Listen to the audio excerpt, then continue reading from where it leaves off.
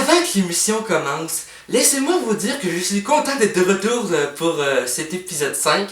J'ai pas pu être là dans l'épisode précédent parce que Mr. Flamingo m'a envoyé en cure de désintox pour accro au sexe. Mais honnêtement, ça a pas été pantoute, mais c'est par-dessus toutes les filles qu'il y avait là-bas. Par rapport à ça, Deadpool, je suis désolé d'avoir te le dire tout de suite, mais c'était pas un truc de désintox pour le sexe?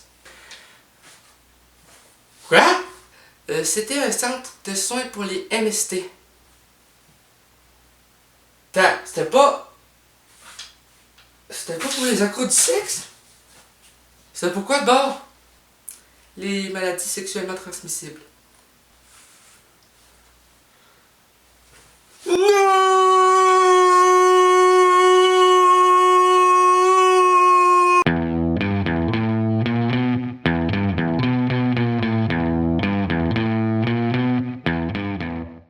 Quoi de neuf, Mr. Flamingo, me direz-vous? Eh bien, aujourd'hui, on parle d'actualité, encore une fois. Quoi de neuf, Mr. Flamingo? Comme première actualité, parlons de McDonald's. Je veux dire McDonald's, hein? Ouais, mais McDonald's. Ok, parce que je suis habitué d'appeler ça McDonald's, ok? J'aime pas ça. Moi, leur slogan, c'est ça que j'aime. Mais pour moi, le slogan, c'est ça que j'aime pas. McDonald's. Quoi de neuf, Mr. Flamingo? Donc, pour commencer avec McDonald's, j'ai vu comme actualité, je ne sais pas si c'est une actualité à confirmer ou non, mais sur un site que je fréquente régulièrement pour trouver des actualités, et je vérifie que c'est marqué actualité dans le haut et non blague quelconque, il y aurait un article comme quoi McDonald's serait à sa fin de vie. Ça pouvait pas être plus rapide, hostie! Il y en a plein qui vont du McDo. Et concernant les rumeurs sur le McDonald's, les affaires des ingrédients, je me dis c'est peut-être tant mieux. Aussi, il y a beaucoup de personnes qui souffrent d'obésité sur la terre. Et je me dis, est-ce que ça serait pas en partie à cause de McDo? Je suis pas méchant avec McDonald's, c'est juste que j'essaie d'être réaliste. Pour en revenir à l'actualité, McDonald's, McDo! Bon! Ils auraient tenté de quoi pour avoir plus de clients, ce qui veut dire des trucs un peu plus équilibrés comme repas, genre des déjeuners et autres, mais plutôt qu'emmener les clients, ça les fait plutôt fuir en courant. Ouais. Donc, après McDonald's, bordel! Il reste juste à voir si c'est à confirmer, et si oui, eh bien, moi personnellement, ça me tente pas de fourrer une cliente du McDo parce que après ça, en sortant de ma cesse de son trou, j'ai peur que mon pénis soit devenu une croquette de poulet. Tu sais, j'ai pas envie que ma kékette devienne une mec kékette. C'est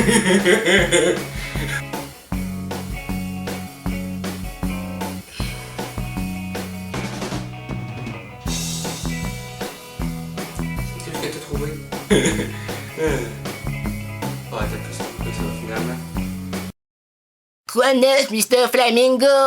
Pour changer un peu de sujet, nous allons parler de naissance. Mais comme je l'ai parlé la dernière fois, on va appeler ça renaissance. Et pourquoi renaissance? C'est tout simplement parce que le bébé est né tout simplement 2 jours.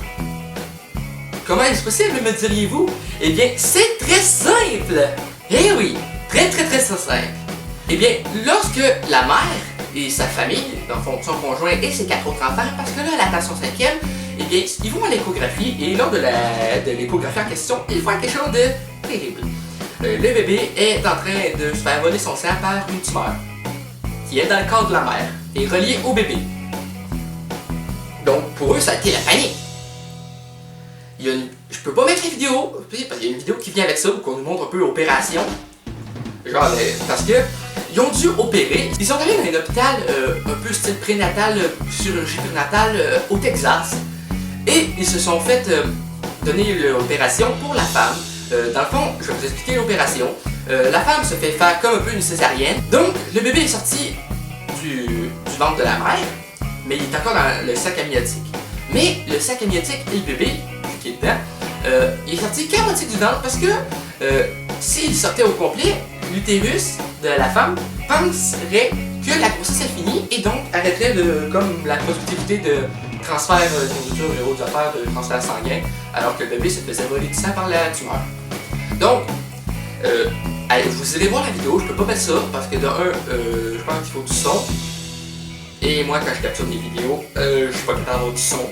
Et de deux, c'est j'ai peur d'avoir des problèmes un peu au niveau de comme à cause un peu bizarre, ouais, vraiment dans le ventre, les médecins sortir le sac amniotique.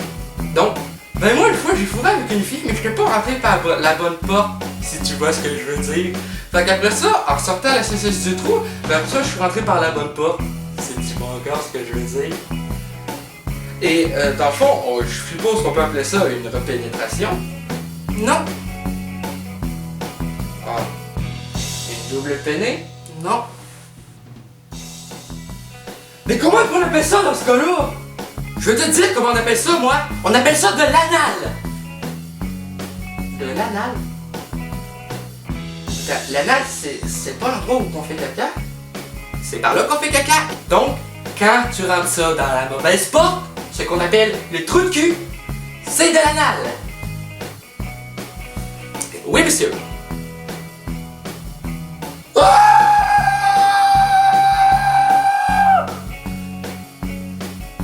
Et des fois, ça beurre. C'est pour ça que le papier de toilette existe, figure-toi.